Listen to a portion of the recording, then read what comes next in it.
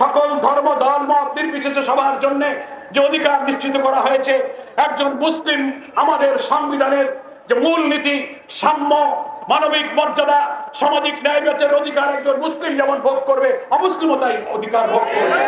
ফলে সংখ্যা লঘু আর সংখ্যা গুরু বলে কোনো কথা নেই। পৃথিবীর যে কোনো দেশে একটা ধর্মে একটা জাতির লোক সংখ্যায় কমও থাকতে পারে, বেশিও থাকতে পারে, তার কারণে তাদের অধিকার কখনো সর্বপূর্ণ হয় না।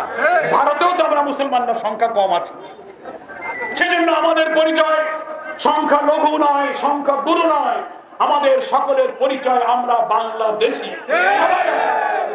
আমরা হিন্দুদেরকে বলেছি, তারা খুশি হয়েছে এবং তারা বলেছে যে আমরা বিভ্রান্তির মধ্যে ছিলাম।